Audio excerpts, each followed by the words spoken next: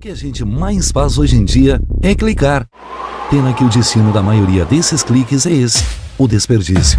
Você sabia que apenas um clique pode ajudar a combater a fome no nosso estado? É só acessar cliquealimentos.com.br e dar um rumo mais digno aos seus cliques. A mesa de quem tem fome. Doar pelo Clique Alimentos é gratuito e não demora nem um minuto. Faça a sua parte. Clique para quem precisa. www.cliquealimentos.com.br. Quem tem mais de 65 anos não pode. Quem tem menos de 18 anos não pode. Mulheres grávidas não podem. Diabéticos não podem. Quem já teve hepatite não pode. Quem tem tatuagem recente não pode.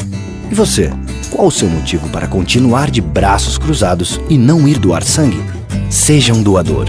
Uma campanha do Banco de Sangue do HPS.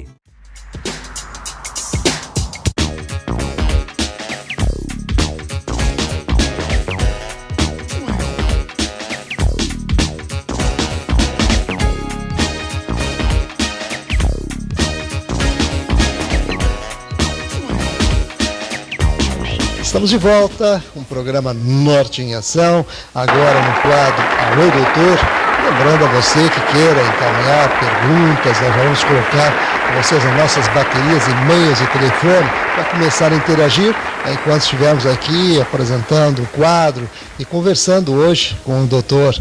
Benomi Silberfarb, que vai participar conosco aí para trazer informações sobre questões de fobia. Um tema realmente muito recorrente, acontece muito no dia a dia e não temos ainda aquele foco especial que devemos ter, e a proposta do programa é justamente essa, né? O Dr. Benomi, que é diretor da Cognite Psicologia e Psiquiatria, também psicólogo clínico, especialista em psicoterapia cognitiva comportamental, especialista em hipnose clínica cognitiva, participando hoje conosco para falar sobre fobia, em especial essa campanha que está aí, Você Tem Medo de Animais? Nos chamou bastante atenção e ele está hoje aqui conosco para esclarecer esta questão. Tudo bom? Tudo bem, César? Eu queria te agradecer pela oportunidade de oferecer esse espaço para um tema tão curioso e que as pessoas às vezes não sabem que existe tratamento para isso, e hoje toma conta de quase 10% da população, né? E a gente está iniciando essa campanha pioneira, inclusive nas pet shops aí de Porto Alegre, para as pessoas que têm especificamente medo de animais. E aí a gente generaliza cachorros, gatos, ratos, baratas. E aí nos perguntam por que direcionar especificamente isso? Justamente para esclarecer os teus telespectadores de que isso tem tratamento e que as pessoas podem buscar ajuda para um transtorno de ansiedade tão conhecido e tão pouco divulgado. Aparece só em consultório, as pessoas comentam entre família, e a gente está iniciando essa campanha justamente para mobilizar essa procura, e para aumentar também, por exemplo, o interesse de pessoas por animais, e que você acaba evitando compromissos importantes, você deixa de ir à casa de um amigo, você deixa de viajar para um sítio de um amigo que tem cachorro, você não vai num parente que tem cachorro. Aí na pet shop, o veterinário pergunta, mas aqui todos que vêm na pet shop adoram animais, né? Mas você tem um irmão que tem medo, você tem uma tia que tem medo, você tem um filho que tem medo. Isso é uma aprendizagem distorcida, em que hoje a abordagem que eu trabalho, que é a terapia cognitivo-comportamental, é a primeira escolha de tratamento para essa fobia e para outras fobias. Por exemplo, fobia social é diferente da fobia específica, porque a avaliação é diferente. Muito bem, então vamos ao nosso foco.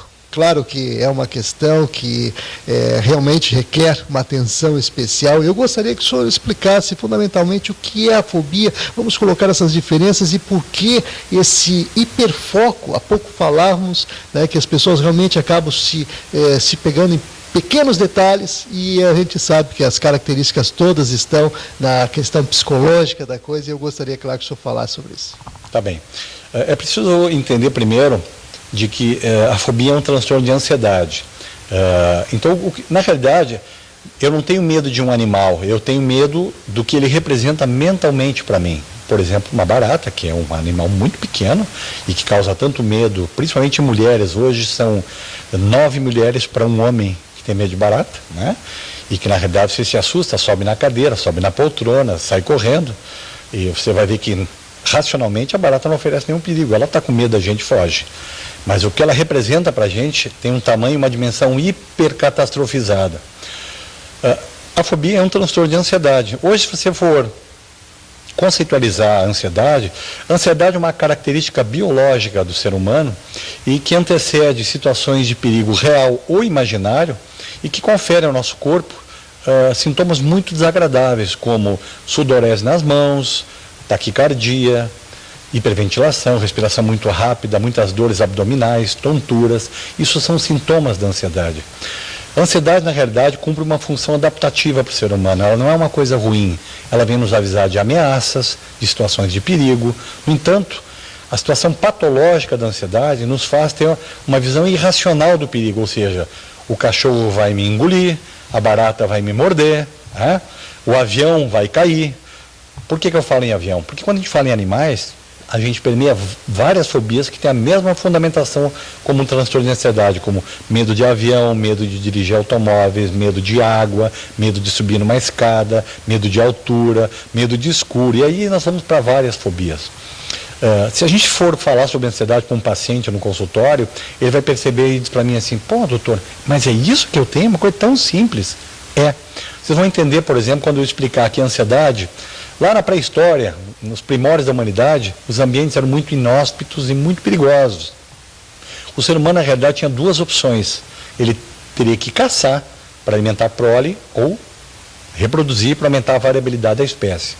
Quando ele se defrontava com os animais muito grandes, naquela época os animais eram muito, muito grandes, ele tinha duas coisas para fazer, ou fugir ou enfrentar. Portanto, academicamente a gente aprende que a ansiedade nasceu de um processo de luta ou de fuga. Certamente nós vamos fugir, né? Mas para que isso aconteça, o nosso organismo aciona alguns mecanismos, dentre eles, acionando o sistema nervoso, para nos dizer, bom, vou avisar para esse organismo, vou avisar para esse cérebro que ele está em perigo, que ele tem que fugir. O que acontece? O sistema nervoso chamado simpático, que a gente aprende na escola, ativa o estresse, ou seja, ativa a adrenalina, cortisol. O que acontece? A gente tem taquicardia, a gente tem sudorese nas mãos. Portanto, quando você está diante de um cachorro ou de uma barata em que você tem muito medo, esses mesmos sintomas são acionados. Quem tem isso sabe do que eu estou falando. Portanto, o que acontece com o organismo? Você tem um pico de ansiedade, porém ninguém morre de ansiedade. A ansiedade vai até um pico e um outro sistema nervoso que ativa outros neurotransmissores faz com que a gente relaxe. Portanto, muitas entradas no cardiologia hoje são devidas à sensação que você vai ter pânico ou vai infartar. E são transtornos de ansiedade.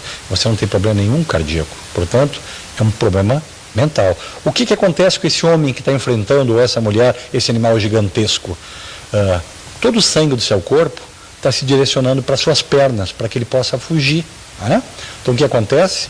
Você concentra todo o fluxo sanguíneo para você fugir. Então, nesse momento, quando você está correndo, por exemplo, para pegar um táxi ou um ônibus, o seu cérebro está lendo que você está fugindo, não está lendo que você está caminhando para buscar um táxi. Portanto, se você comeu e você corre, o que acontece com você? Você se enjoa. Aí por que o enjoo? Porque o sangue que deveria estar no estômago está nas suas pernas para fugir. Portanto, a ansiedade é um processo muito complexo, em que muitas pessoas têm grandes sofrimentos, e aí você pode estender isso para a ansiedade generalizada, para o transtorno obsessivo compulsivo, para o estresse pós-traumático, que você tem que diferenciar se você tem uma fobia ou você tem um estresse porque você passou por um trauma episódico com um animal, por exemplo, A carga genética é muito grande. Você tem que ter um ansioso na família para você também ser ansioso, ou seu pai, ou sua mãe, ou algum outro familiar. Então, a gente examina muito no consultório isso. Agora, tem tratamento, e o tratamento em terapia cognitivo-comportamental hoje é a primeira escolha. Muito bem. Doutor Benomi, a questão da cura. Isso eu gostaria que o senhor entrasse nesse particular, porque tendo tratamento, tendo cura, já há uma esperança muito grande. E é claro, o pessoal que está ligado com a gente, sedento de informações, lembrando que nós temos aí nosso telefone, nosso e-mail, para você continuar interagindo, encaminhando as suas perguntas. Enquanto estivermos aqui conversando com o doutor Benomi, você pode aí fazer os seus questionamentos. Então, doutor Benomi, vamos dar esse foco especial à questão da cura. A palavra cura é uma palavra muito perigosa, né? A gente que trabalha em transtorno mental sabe que a palavra cura é uma palavra que saiu do nosso dicionário. O que o paciente aprende, ele dá com essa dificuldade. A cura não existe, né? Quem nasceu ansioso vai morrer ansioso por um motivo principal. As respostas inatas de medo, né, elas nascem com a gente e a gente não tem como evitar. Isso faz parte da sobrevivência do ser humano. Então a gente está vivo para ter uma série de recursos para manter a sobrevivência. Uma delas são as respostas que a gente nasce. Então o que a gente faz é ensinar o paciente, através de uma aprendizagem, a modular o problema. Então o que a gente faz em consultório? Existem técnicas muito especiais e a gente sabe que as técnicas imagéticas ou por imagem mental são muito importantes. Por quê? Basicamente o cérebro humano não difere o que é uma imagem mental, né, de uma imagem física real. Tanto que você às vezes sonha ou tem pesadelos e acorda nervoso, com as mãos molhadas, com taquicardia. Aí pergunta, o sonho e o pesadelo são verdade ou é mentira? Mentira. Mas o cérebro lê como uma verdade e leva isso para o corpo. Portanto, se eu colocar um paciente em consultório, fazer com que esse paciente possa fechar os seus olhos, entrar em relaxamento profundo, e aí entra muito a hipnose cognitiva como uma ferramenta importante, além de outras técnicas como a dessensibilização sistemática própria da terapia cognitivo-comportamental, o paciente imagina, e isso é uma patologia da imaginação, confrontando esses animais ou estando perto deles, porque um paciente fóbico, só de imaginar que está perto do animal, ele já tem todas as reações. Então, veja bem, se eu colocar esse paciente em relaxamento profundo dentro do consultório e colocar as imagens que são aversivas a ele, e ele perceber que o corpo não responde negativamente, o cérebro acaba aprendendo que ele pode conviver com tranquilidade num evento e numa imagem aversiva. Por exemplo, aí a comparação de que relaxamento e ansiedade são incompatíveis, você ganha esse espectro em todos eles. Por exemplo, você viaja de avião e aprende a relaxar e você não tem mais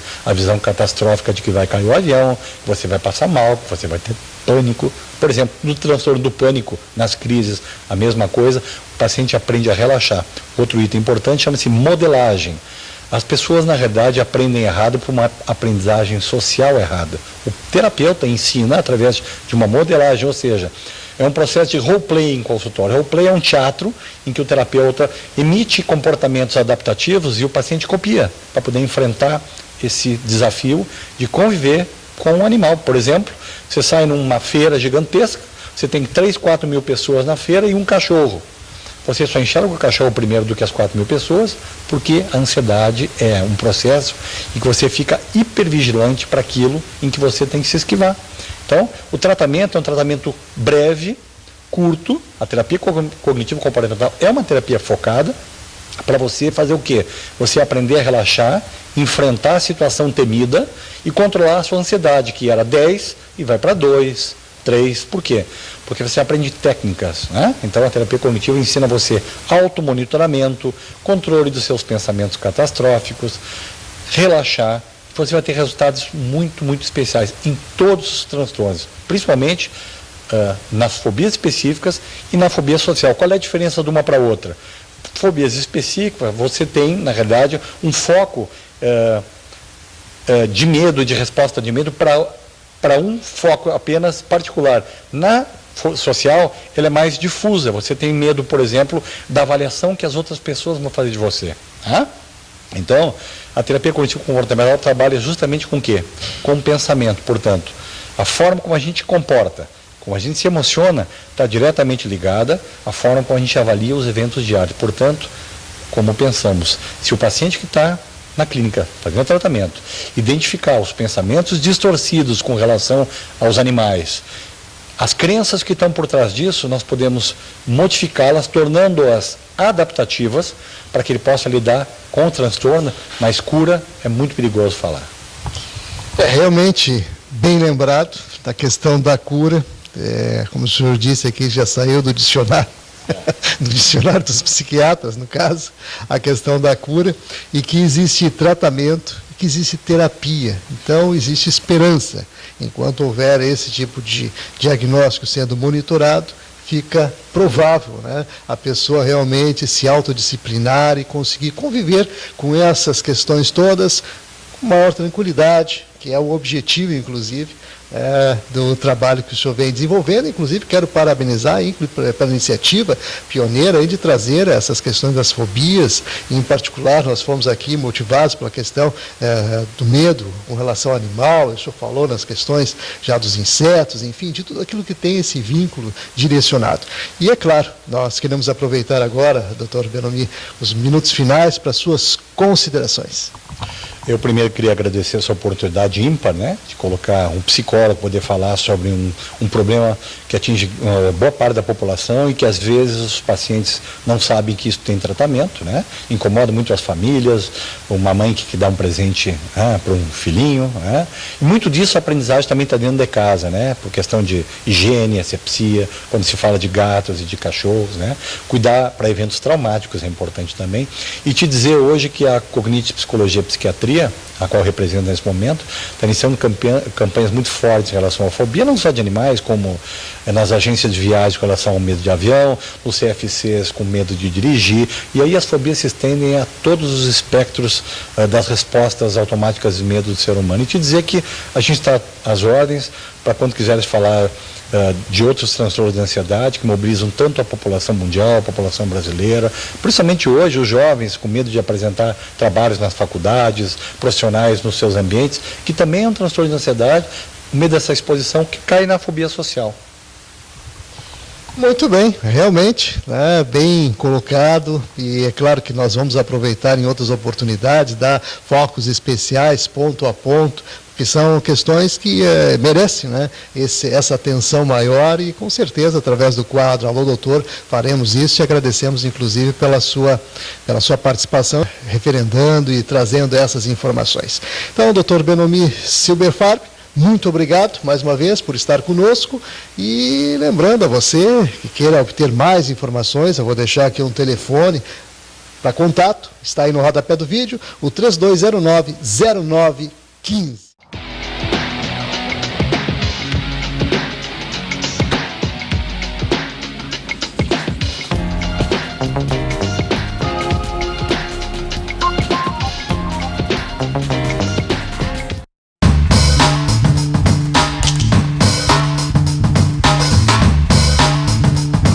Delegacias especializadas no atendimento à mulher buscam combater a violência contra a mulher, atuando tanto preventivamente como repressivamente.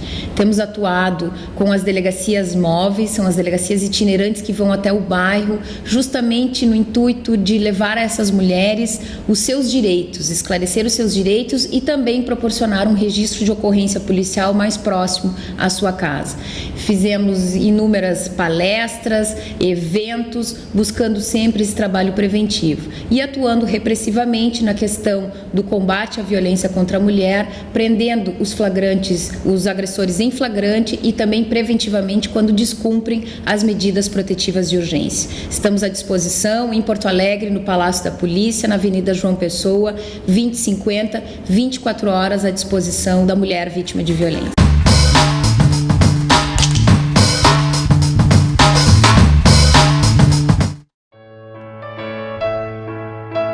Meu nome é Janaína Lima, eu sou coordenadora voluntária da Associação Emanuel. É um lar que abriga pessoas de rua, abriga toda e qualquer pessoa que de ajuda necessitar. Nós temos dentro das unidades da Emanuel 600 moradores, do bebê com HIV ao idoso em estado vegetativo. Pessoas que foram totalmente rejeitadas pela sociedade e que a Associação Emanuel tem acolhido. Mas que para nós podermos continuar esse trabalho, nós precisamos da ajuda de vocês. Nós precisamos da sua doação. Nós temos o escritório central na CIS Brasil 1079, cujo telefone é 3341-2615. As portas do lar ficam abertas 24 horas para visitação, para que você possa conhecer o trabalho desenvolvido pelo Emanuel. E eu deixo aqui o meu apelo, uma solicitação. Dê uma chance ao seu coração, ajude a quem precisa. Um pequeno gesto seu fará grande diferença para todas as pessoas que acolhemos. Agora eu vou dar real para vocês. Esse negócio dos magrão e das minas ficar se chapando nos estádios é de antepenúltima categoria. Não empata a tua vida, velho. Droga no campo é bola nas costas, cara. O que adianta o teu time ganhar se fora do campo tu vai ficar com a vida empatada? Droga no estádio não rola. E não me faz te pegar nojo. Deixe pra viajar na alegria do gol e não na ilusão da droga. Droga no estádio não rola. Música